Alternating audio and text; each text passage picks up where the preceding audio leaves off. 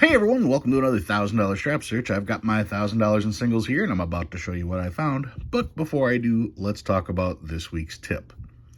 Now, in the hobby, there are two types of people. There are collectors like me. I scour eBay looking to buy all kinds of stuff. I've got a huge collection. I love showing off my collection, love adding to my collection. I'm all about buying the note and having the note. I am a collector. And then there are sellers. Sellers may appreciate the note, but they appreciate more how much they bought it for and how much they can resell it for. So their goal is to make as much money as possible. The thing is, who are they selling to? They're selling to people like me, the buyer. I am the one that they want to market to, okay? So when you get into this hobby as a buyer, keep that in mind. This is your hobby. Your hobby is collecting notes. Okay, that was your choice. And now, yeah, it's always nice to make a little bit of money on the side. But first and foremost, we're collectors. We're the ones that are actually buying the stuff. If a seller decides the price and we choose not to buy it, well, that means that he's asking too much for it. It doesn't matter what the book says. If the book says a note is $10,000, but nobody's buying it, well, then it's not worth anything, is it? So if the seller decides, well, the book says 10,000, I'd take 9,000 for it. See how that is a little bit different? Sellers always are trying to get as much as possible for the notes, sometimes more. Sometimes you're going to find sellers, like I find on eBay, who know absolutely nothing about the hobby, but would just rather do whatever it takes to make a buck. It always seems, based on all the scammers I see on eBay, that there are more sellers than buyers. Everybody finds something and thinks it's worth a fortune, so everybody wants to sell it. To who? That's the question. All of these other YouTubers are sending people off to go look for stuff to sell. Find the note in here so you can sell it. That's what they tell everybody. And the question remains, who are they selling it to? They're selling it to people like me, the buyer. So if me, the buyer, me, the collector, says, that's not really worth anything, then the seller, who is also promoting himself to other people, should be aware that what they're promoting is essentially fraud. I wonder if you can figure out who I'm talking about. All right, let's get these out of the way and take a look at what I found this week. Found an error. At least if I was a seller, this would be an error. But I'm not a seller. It's not an error. A marker or a pen exploded. And let's take a close look at this. How do I know this is not an error? Well, to start with, what color is it? Most of you are going to say that's black. But I'm going to say, if that's black, how come you can still see the black ink underneath it? Because it's not. It's technically really dark, dark blue. Now, once again, how do I know it's not an error? If I look at the back, some of it has gone through, okay? If this was an actual print error, first and foremost, it would be black, and it would look like all of this was smeared together, but it doesn't look like that. And actually, if we look really close, you can see the lines. This actually looks like it was in a pants pocket, most likely denim jeans, and either a pen or a marker leaked and caused that to go there. Now, it doesn't go through all of the note, but it does go through a little bit right here, and you can see it on the edge. And more importantly, look at the edge of the note itself. You can clearly see how that changed the color. Look over here compared to over here. If this happened during the printing process,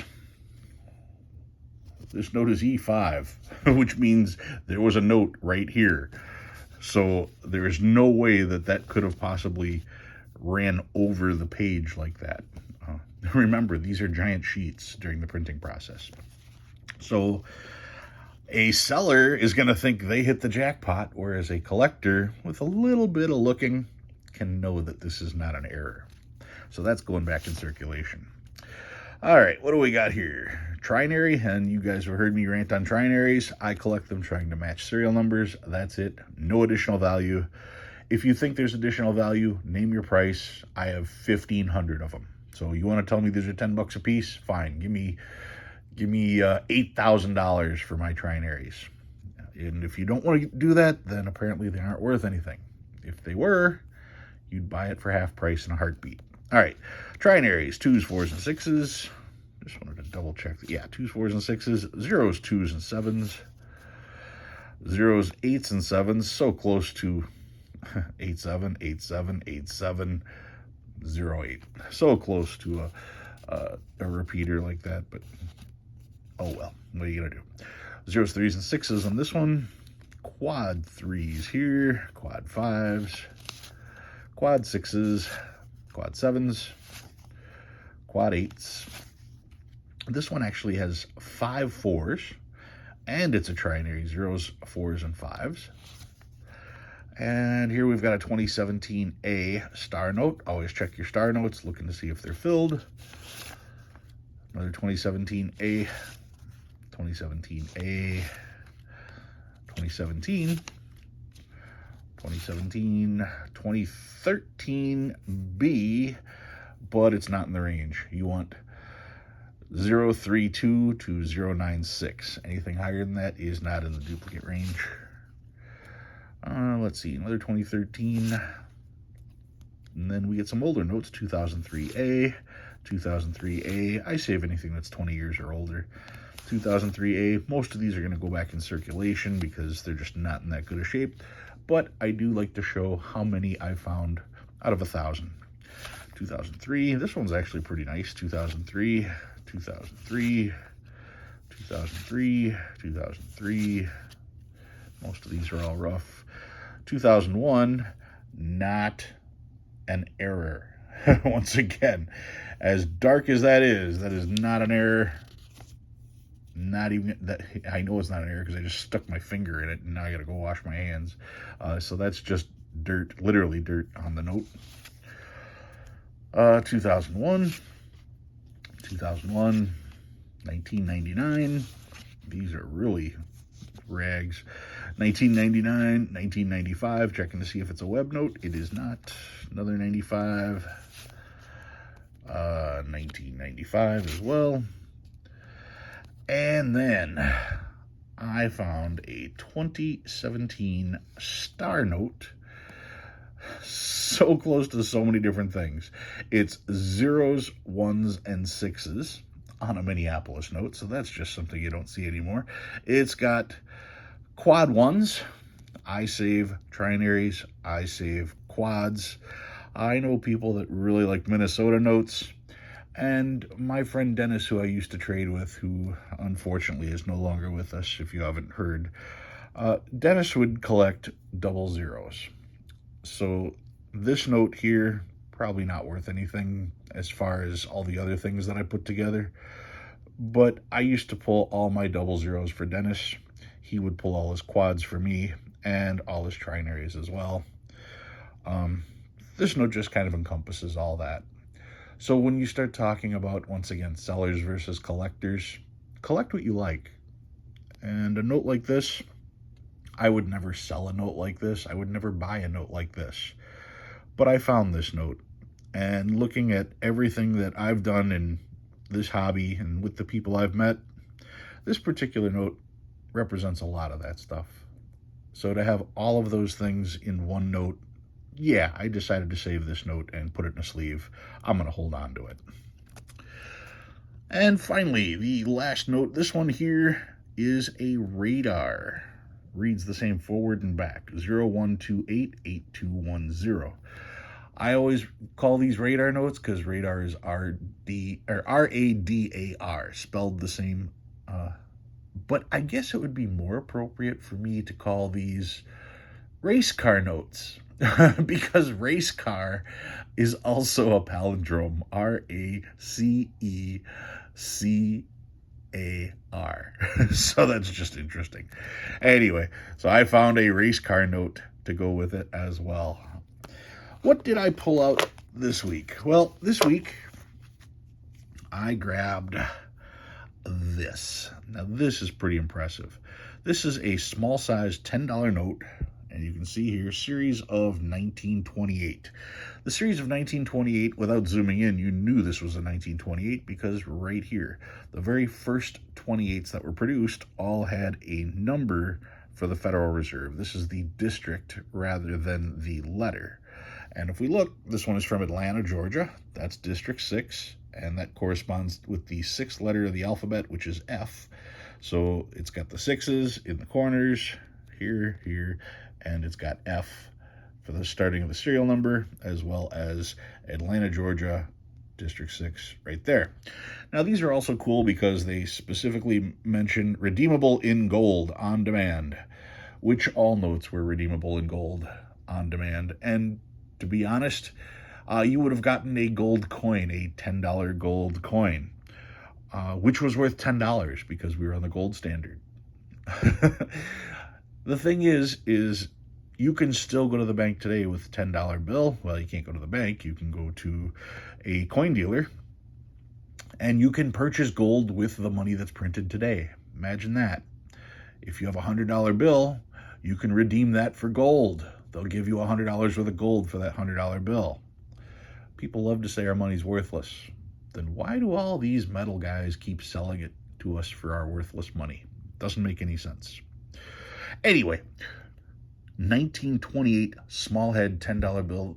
1928 is the first small series. First time we saw money the size that we're used to seeing. Prior to this, it was much bigger. Taking a look at the back, know in God we trust, so the money is constitutional, which is always a good thing. And you guys are familiar with the Treasury on the back. The car that's there, that is a combination of a bunch of different cars. It's not a specific car. It's just a generic car that was drawn in there. So that's just cool. But some of you have probably already noticed the coolest part of this note, the star. It has a large, solid star. And I don't want to say it's a low number. It does start with 3 zeros. It's number 19,682. When they print the stars, they print the stars first. That way, as they're printing the regular bills, they would have the stars to insert whenever they came across an error of any type. So this was one of the first notes printed for that 1928 series. That makes it a little special. How special? Let me show you. Let me bust out the big book. Here we go. One big book. $10, and there's the 6. Yep. Series of 1928 $10 bill from Atlanta, Georgia. And you can see a $10 bill is worth $50 in VF20. The thing is, if we go here to the star, can you see that? $750 in a VF20. And a choice uncirculated is $7,500. People didn't save these like they should have. There weren't many to begin with. There were only 6 million of these printed total. And most of those weren't stars. Let me just look at that one more time and see exactly what the book says here. Here, let's look.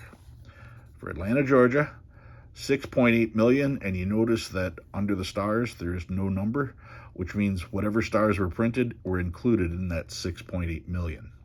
Okay. So the regular notes were 6.8 million. You know how today we talk about print runs of star notes? The print run of the common stars are 3.2 million.